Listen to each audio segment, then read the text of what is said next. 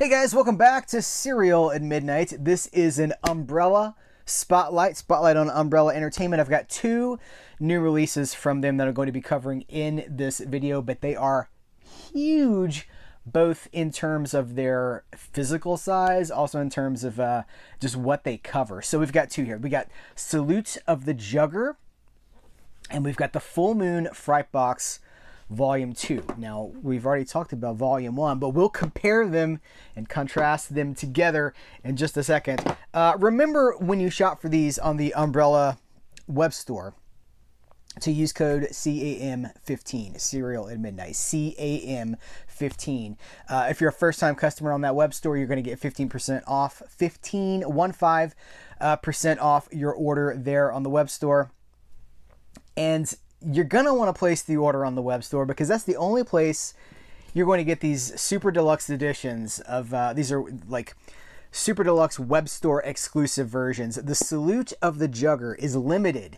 This version is limited to 3,000 copies. I have a number, what is that, 502? Yeah, 502 of 3,000. Look at everything that this comes with. Now, if you don't want all of that, that's cool, no problem. You can just get the movie. But this is the version, I mean, this is amazing. So, only available from the Umbrella web store, the Salute of the Jugger Collector's Edition includes a 100-page book with essays by Travis Johnson and Guy Davis behind the scenes, production notes, designs, and more. How to play Jugger, because it's like this post-apocalyptic game sort of a thing. So we got the guidebook to how to play Jugger, classic poster artwork, the rigid hardbox case, custom artwork, slipcase by Whale Designs, an A3 reversible poster with custom and original artwork, limited edition numbered release, tons of special features. We'll talk about that in just a second. Also, this version comes with a Jugger t-shirt. Come on. Let's rip into it.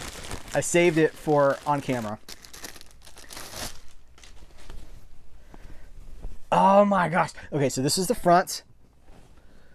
That's cool enough, all right? But check out the back. Check out the back of this t-shirt.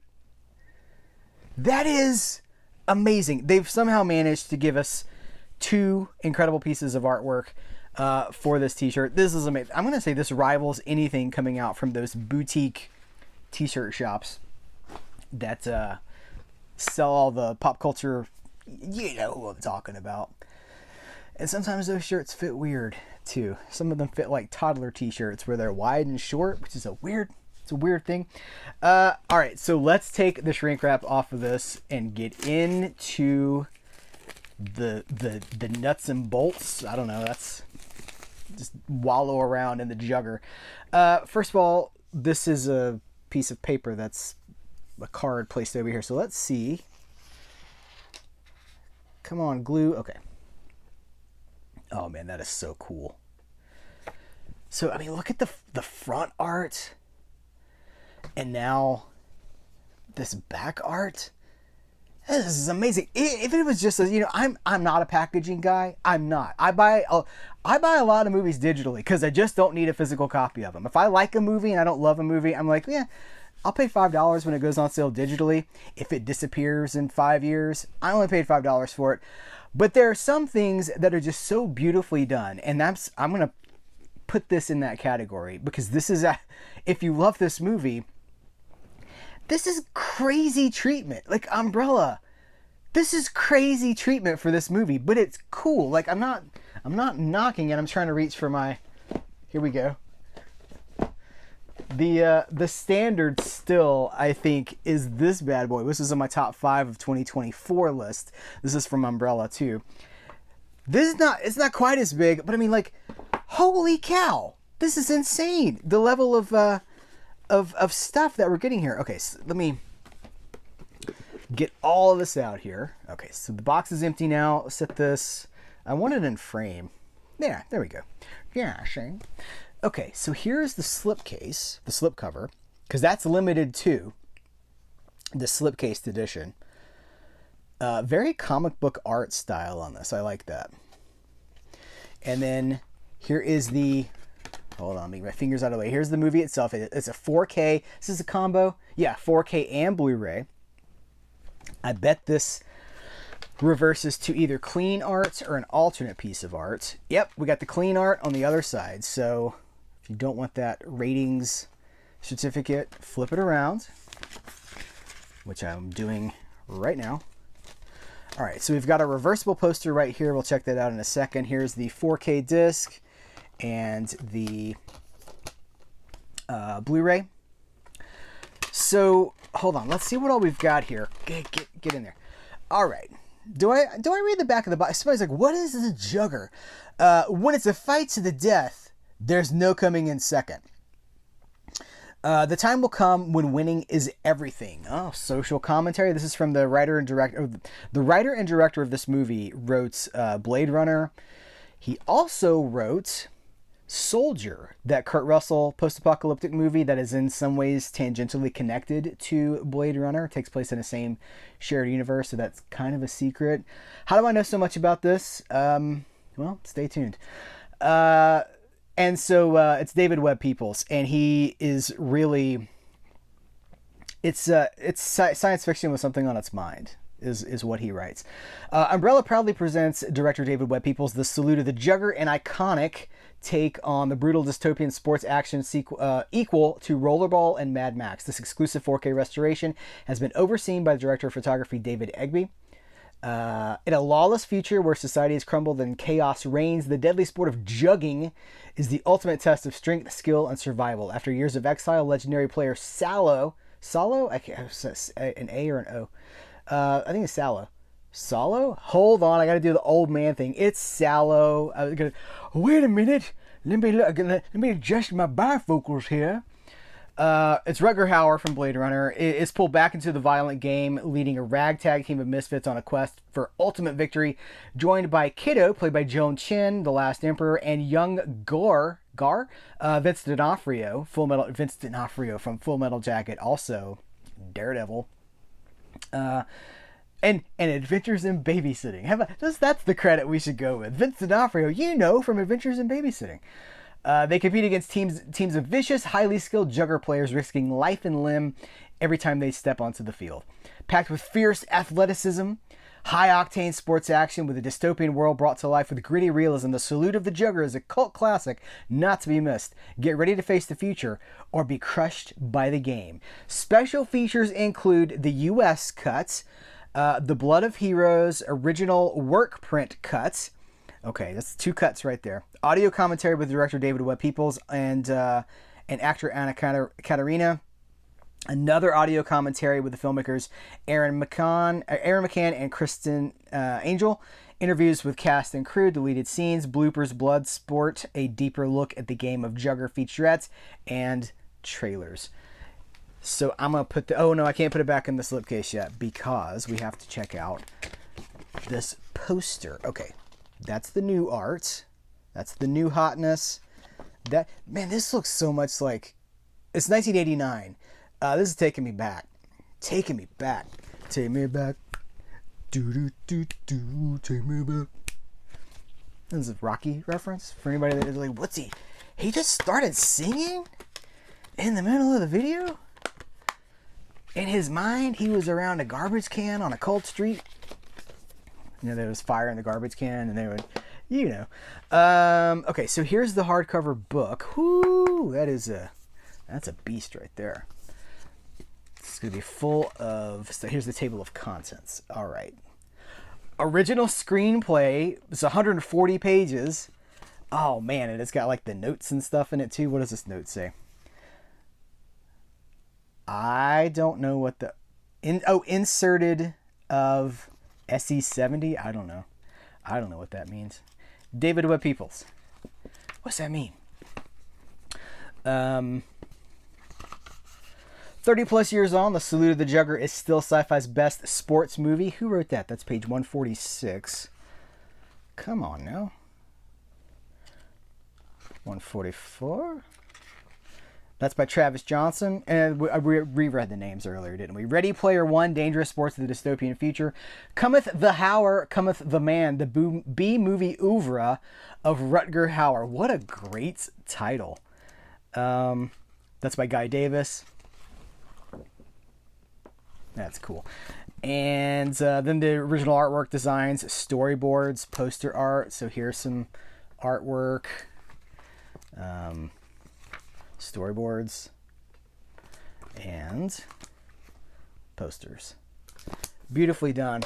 But that's not all. So here's the game guide, the definitive guide, player's guide for Juggers, created by David Webb Peoples. The game is the, what is this? The game is the hallowed manual. The game is the hallowed manual to playing the violent sport of the same name, conceptualized in the motion picture The Salute of the Jugger by David Webb Peoples in 1989. The authors have changed the game slightly so as to lessen chances of our readers being seriously maimed or killed. But we still must warn you, play at your own risk.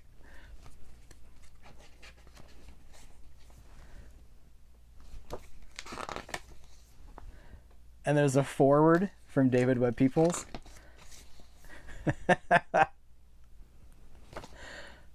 Absolutely amazing. I wrote the script for Salute of the Jugger more than 50 years ago. My first draft is dated November 1977.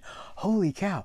At the time, I'd written several other scripts without success and was still clinging to my day job as a film editor. I was probably alone at night in the gloomy editing room that I pecked out the script of my typewriter, hoping, of course, that I was writing a masterpiece. Rocky came out the year before and had a big impact on me. Okay, I'll stop reading. This is a note from the author. Where are the rules? Okay, people no longer remembered the golden age of the 20th century. They didn't remember the miraculous technology or the cruel wars that followed. They didn't remember when Juggers first played the game or how it came to be played with a dog skull. Says this. All right, that's... See, I need to tease, show the depth of these... Because, you know, we all know slipcovers sell releases, and I'm pretty cynical about that. I'm pretty jaded when it comes to, like, oh, slipcover. I mean, not that I don't like slipcovers, but when that moves the market, when it's a piece of cardboard that's moving the industry and not like, this is history, Dr. Jones. This is like, come on. You know what I'm trying to say. I'm having a hard time articulating it, but like, this is not just empty, oh, it's very flashy. No, there's a lot of substance to this. Just like just like with the crazy that these movies, I mean, they are really showing us how the top level of movie preservation, restoration, and like telling the movie itself tells part of the story, and then here's like the publicity material, here's the marketing material, here's the screenplay, so you can follow along to see how it developed. Look back at where Criterion started, and it was the 80s. And how when you first started to get a commentary, like it's how they made the movie. Now we're on the very other extreme of that spectrum when we've seen, you follow every aspect of the creation of the production now with some of these releases. It is incredible. Incredible. All right, Full Moon Fright Box number 2. I'm a fan of Charlie Band. My Empire box set is up here, and this was next to my Empire box set. This is volume 1 of the Fright Box. It included, or I guess it still includes, it might still be available at the Umbrella web store, Dollman and Demonic Toys, and Demonic Toys 2. So volume 2 includes Seed People, Shadow Zone, Puppet Master, and Sorority Babes in the Slime Bolarama. So let's get this out of its shrink wrap here, because I want to do all this stuff on camera so that we're capturing the moment. It's got like this. This is a nice little touch. So it's black. It's a black box, right, with red text. I don't know if it's going to show up, but there's little spatters of red, kind of like blood splatters. It's kind of subtle. It's over here too. If nothing else, it gives it, here's a good one right here. It gives it like a little grindhouse quality to it. All right, we'll read this first. Welcome to a world where weird reigns supreme, only available from the Umbrella web store. Remember, use that code CAM15 for 15% off. The Full Moon Fright Box Volume 2 Collector's Edition includes a 48-page booklet with behind-the-scenes experiences and an art with articles by Justin Beam and Guy Davis. Custom rigid case artwork by Johnny Smooth Design Bekovic. Each title comes with a slipcase and custom artwork by Johnny Smooth Design Bekovic, and 4 posters, four poster stand-up counter displays, 2 A3 reversible posters, and limited numbered release. I have number 790 out of 1,500. Look at all of that stuff. This is why you want the. I mean, if this is why I would want the web store exclusive version. If you don't want that, you don't have to get it. What's under here? Oh, we got text. Do I read this? Deep within, that's kind of hard to read. Deep within the dimly lit aisles of your local video store, past the glowing shelves and flickering neon glow, existed a sacred realm. And with a realm of unhinged imagination where demonic puppets cackled, intergalactic monstrosities loomed, and sultry sorority sisters fought off the forces of darkness. A realm ruled by the visionary mastermind, the inimitable Charles Band. Nice use of inimitable. For those brave enough to venture beyond the mainstream, the films of Full Moon Entertainment were a rite of passage. Their lurid box art, a siren's call, their offbeat brilliance impossible to ignore. Now, these underground classics are resurrected once more in this essential second volume of the Full Moon Fright Box, a hand-picked selection of the studio's most deliriously entertaining gems. Enter, if you dare. But be warned, once you step inside, there's no turning back. So special features include new audio commentaries, 4 new audio commentaries with author and Full Moon historian Nat Bremer, 6 new interviews with cast and crew, 3 new video essays by Guy Davis, Alexandra Heller-Nicholas, and Jarrett Gahan, original making of behind-the-scenes interviews and audio commentaries, Video Zone episodes, and trailers. All right.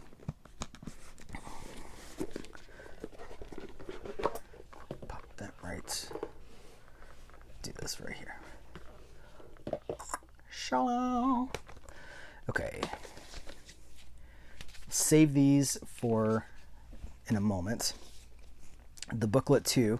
All right, so let's start with Seed People. I like these are like sideways.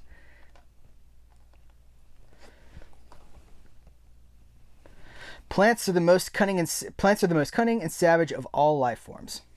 Sam Henning's Andrea Roth, Seed People, a film by Peter Manoogian. I wonder if this has no alternate artwork, but we do. Here's the disc. We do have that monstrosity. Hold that up for you. Freeze it if you want to read that, because I'm taking it away. Take me back. No, just kidding. All right, number 2. Well, these are not numbered, but Shadow Zone. I like the art style of this, the art direction for whoever produced this box set. Nicely done. James Hong, Louise Fletcher, a film by J.S. Cardone. All right, let's see here.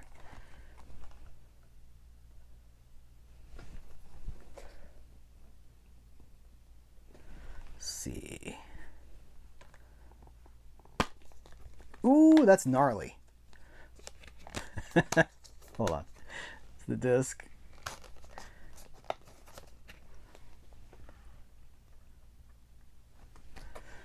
That's how I look when I wake up in the morning. Before coffee. BC. All right. Puppet Master. I think everybody knows Puppet Master. Kind of Leech, is it Leech Girl or Leech Woman? I can't remember if she's a girl or a woman. Anyway, it's so disturbing. Puppet Master, filmed by David Schmoller. Barbara Crampton, Paul Lamont. Evil comes in all sizes.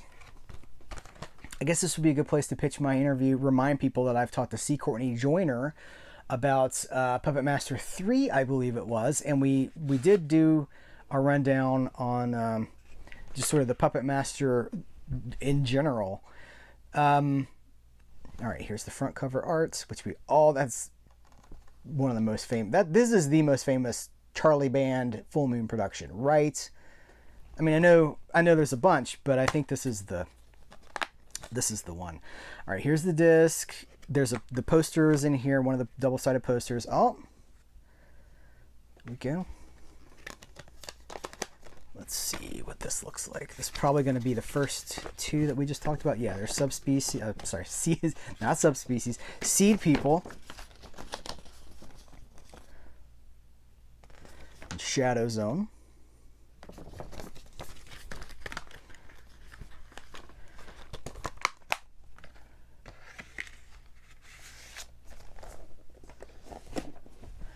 And here's the last movie.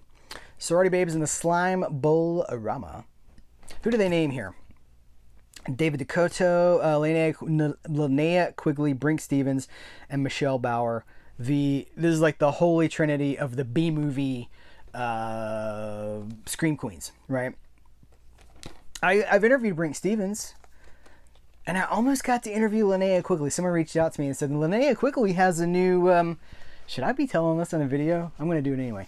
Linnea Quigley had a new project that she was working on, and they asked if I wanted to promote it. They gave me her contact information, and she never wrote me back. So I didn't interview Linnea Quigley because she didn't write me back. That's how that goes. So here is the Blu-ray case. But I did. So I interviewed Brink Stevens with Fred Olin Ray on the MakeFlix, J.R. Bookwalter's MakeFlix. Is this okay to show? Make sure. Kind of too dark. Can't really see much there. Anyway, over on J.R. Bookwalter's channel for a Blu-ray release, and it was great.